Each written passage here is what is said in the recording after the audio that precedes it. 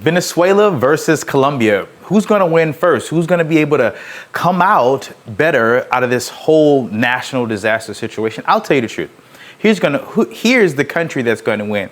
Colombia or Venezuela, both are going to win if they stick together. I think Colombia and Venezuela are forgetting one important thing. They were once one country. They were once together. They're the primas and the primos of each other. Colombia and Venezuela, before Simón Bolívar came into the picture, was one nation, one country, under God, all of that, right? So Colombia and Venezuela have an opportunity to do something that the world has never seen, which is two countries with some of the most important natural resources coming together and helping redevelop and rediscover South America. Brazil takes up most, if not the majority, of South America, just like Mexico takes up most of Central America. Between Venezuela and Colombia, that is the most massive two countries on the western side of South American hemisphere. And if those two countries decide that they can stick together just for enough time for things to get better, I think it will allow Colombia and Venezuela to move at a rate and a speed that they can actually see the results that they need. The citizens can get the help that they need, whether it's medical, whether it's schooling. I think that together, Venezuela and Colombia together can be one of the most powerful combinations that South America has ever seen. The only thing that's dividing Colombia and Venezuela is a border. That's it.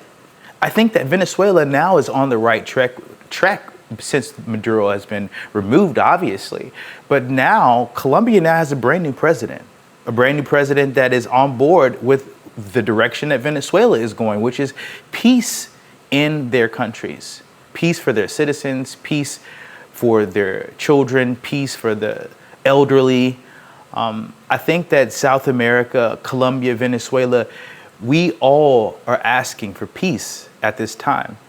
I think that El Salvador's President Bukele, has really set the tone for what safety for your citizens can really look like if you're serious. I think El Salvador has shown Central America, El Salvador has shown South America what it looks like when you're serious about protecting your citizens, when you're serious about stopping crime, when you're serious about stopping people from being robbed and murdered in daylights and parks and kids being hurt. Like, El Salvador has really set the tone for what it looks like when you're serious. So now Colombia and Venezuela have an opportunity to show the world and its citizens, what does it look like when you're serious? What does it look like when you have a serious Venezuela? What does it look like when Colombia is tough on crime?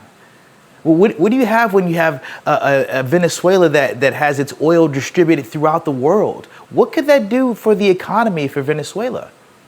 What could the cocoa beans in Colombia do for them if it's not, the cocaine that's being mass distributed? I think that this is an opportunity, once again, for Colombia and Venezuela not to be at racing against each other necessarily, but now can Colombia and Venezuela come together as allies to make South America great again, to make Colombia safe again, to make Venezuela safe again? I think that they have the opportunity, they have the land, they have the resources, and now, for the longest, they have the leadership in place that could catapult Colombia and Venezuela to heights that they've never seen before. I think that Venezuela needs to get more leadership, maybe from America. I don't know. I think that might not be a bad idea.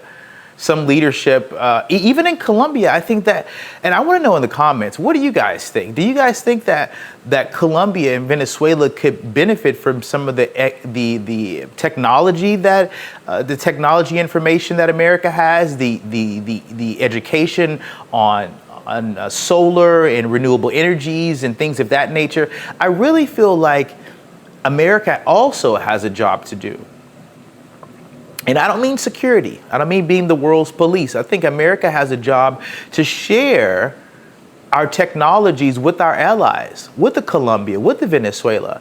Obviously, we're not talking about our military capabilities, but our education, some of our educational systems, some of our technologies with AI, and these things that could really push a Venezuela and a Colombia into different heights. Because could you imagine what an educated Colombia could be?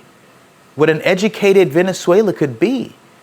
Educated with renewable energies, educated with AI, educated with crypto.